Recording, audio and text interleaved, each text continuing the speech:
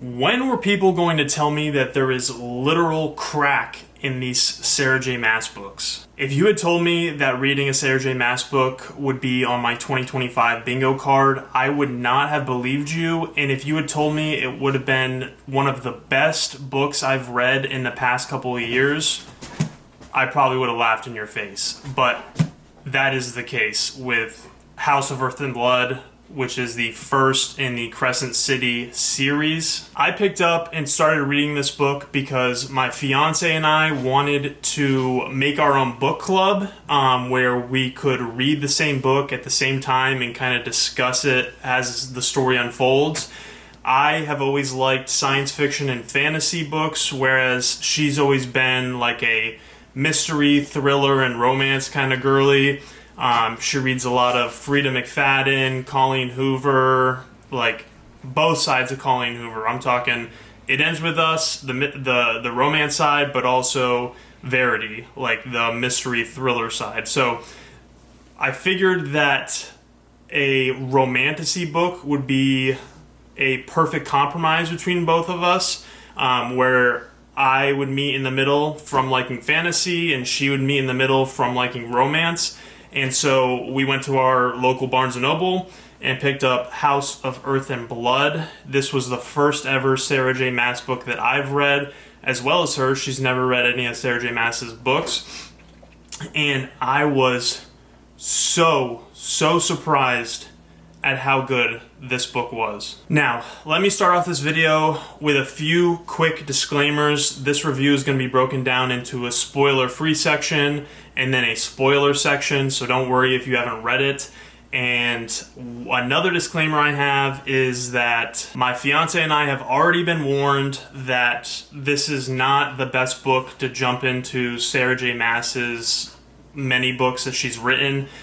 We've already been told that we should be reading ACOTAR before continuing the Crescent City series, and so we have heeded those words. We understand that we should not read book 2 of this series or book 3 until we have finished the current ACOTAR publishing order. So her and I, our next book in our book club, we have already started and are actually almost finished reading A Court of Thorns and Roses, the first book in the ACOTAR series. So before you hop in the comments telling me, I shouldn't be reading Crescent City until I read all that, blah, blah, blah, we're on it. We've been warned on Book Talk, and that's all I have to say about that.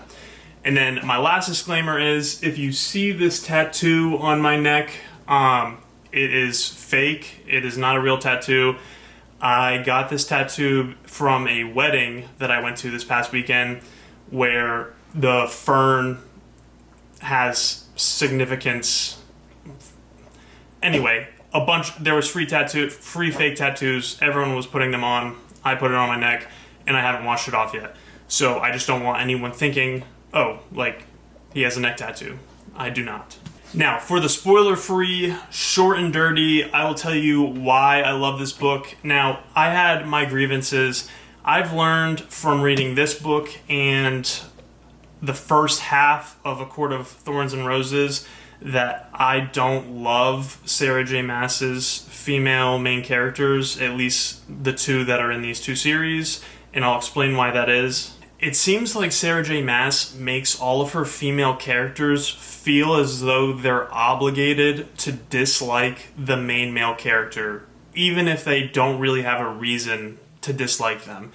And I'll support that by saying our main character in this book is a half fae, half human female whose name is Bryce Quinlan, and she is undertaking this, huge mystery as to there has been a number of killings in her city, and so she's teaming up with the male main character whose name is Alphahole, who is a fallen angel, and they are together, putting their minds together to try to solve who is behind these murders. And there's this whole deadline and this race against time where they need to find the answer within a certain amount of time.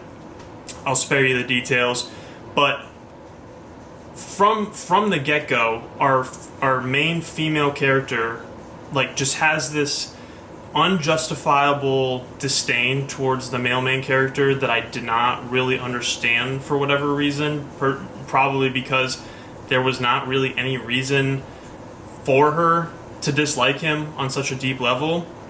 And it's the same thing in ACOTAR. I don't know why, but the main character, Feyre, in that book is basically given this lavish lifestyle by a fae, and like is given everything that a human could possibly want: food, shelter, no need to work, this totally lavish lifestyle.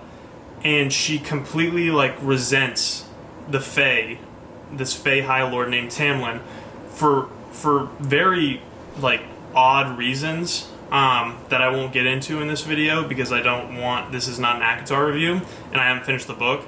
But I find that trope so weird, because it's like Alphahole never really does anything to earn the disdain Bryce Quinlan feels towards him. And so that just strikes me as odd throughout most of this book. Obviously they end up becoming lovers or whatever, and that's not really a spoiler because it's like every Hallmark movie, but the story is not about what's going to happen, it's how it's going to happen. And so that is the journey you get to follow along throughout all 800 pages of this book. Now, with that being said, this is the first book that I've ever read that has fae in it, probably because it's my first ever romantasy that I've read. I thought that the world building initially was going to be overwhelming for me. This is a book that has fae, it has werewolves, vampires, fallen angels, mermaids, demons. It has all these different species, and I thought to begin with that I was going to feel overwhelmed by all these different species and races, you know, living in this one city that's a melting pot. But it really wasn't. Sarah J. Maas executes the world building in this story in a way that, even though we are humans and there's no such thing as fae or fallen angels or whatever on Earth, she makes the world building a process that almost makes this society just feel normal in a way that, like, it feels as if you are living in the streets of Crescent City. I don't know how better to explain it than that, but it is not overwhelming at all. Now, with that being said, this is probably going to be an unpopular statement, but I think that if you are someone who wants to get their spouse, boyfriend, husband, someone who wouldn't normally read romantasy, if you're trying to get them to read Sarah J. Maas with you, I think that this is the perfect book for them to start with. And I say that with the understanding that they need to read ACOTAR in order to understand what happens later on in this series. But I think that if you introduce them with House of Earth and Blood, it has something that every guy will love. I mean, the male main character is literally a fallen angel that has lightning coursing through his veins, which is super badass.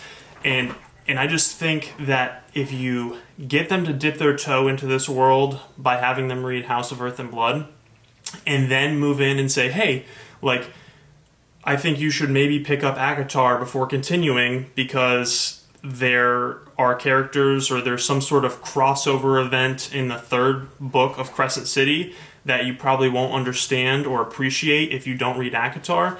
I think that is an easier way to get them to become immersed in this world of romantasy, and that is just my advice as a guy. I think starting with a book like this that is a mystery / thriller / romantasy is much more exciting and easy to get someone to come into things open-minded than to plunge them into a more romance-heavy novel like A Court of Thorns and Roses. So that is the end of my spoiler-free review. I gave this book a 5 out of 5 on Goodreads. One of the best books that I've read in the last 2 or 3 years, and would heavily recommend to pretty much everyone I know to read. For my spoiler review, I'm going to be getting into spoilers here, so you've been warned. Honestly, I typed out my guttural reaction in the moment on my Goodreads, so I think it would be more accurate if I just read it straight off of there. As an author, I can't stop thinking about one part of the book that makes me want to literally rip my hair out. I mean, what the F, Sarah? You literally established in the first third of the book that Syrinx, the Chimera, can teleport because she's a Chimera. You even demonstrated her ability to do so by having her teleport from one building to another, only to not use that power when Syrinx was stuck in the Nox's feeding tank. Words do not describe how mad this made me. I don't know if it's because Sarah J. Maas is so well known now that she doesn't do her own editing, or if it was lazy writing, but why would you even include such a niche power for Syrinx to have and allude to it several times for it to not get any payoff in the end?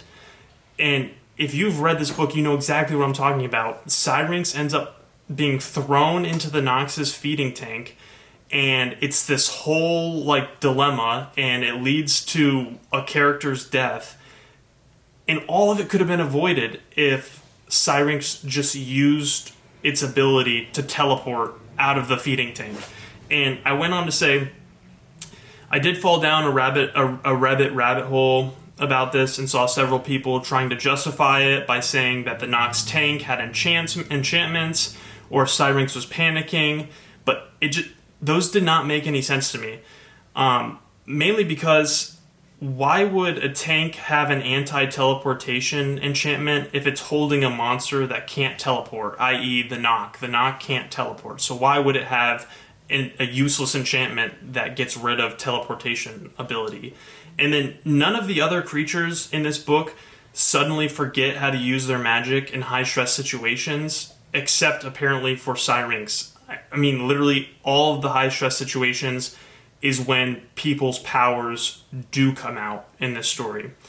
I even wrote, my dogs don't have any powers, but I know that they'd sure as hell put up a better fight than Syrinx did if their lives were on the line. That's pretty much my only major grievance with this book. I mean, sure, it would have been nice if Bryce's star power had come out a lot earlier. It probably would have saved the reader 200 pages worth of plot. She probably could have used it to kill Micah or thwart him or whatever. But with that being said, House of Earth and Blood was just a really, really fun time. Is the prose amazing? No. I mean, does it have a couple cringy moments? Sure. But all in all, it is such a fun journey to go on, and I can't think of a better book for a reader to immerse themselves in and get lost in and just escape reality in. And so, for that reason alone, I gave it a 5 out of 5 stars. Well, there you have it. That is a man's review reading the first book of the Crescent City series, A House of Earth and Blood. I plan on continuing my trek through Sarah J. Maas's book. Like I said, I'm currently halfway through ACOTAR and we'll be reviewing that next.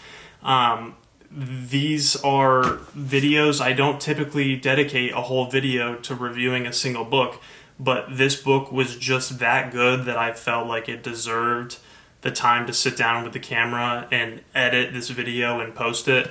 So, I mean, if the time that I put into this doesn't indicate anything else to you, just know that this book is a really fun time, and I think most people out there would enjoy reading it. So I will see you whenever I finish ACOTAR and post that review.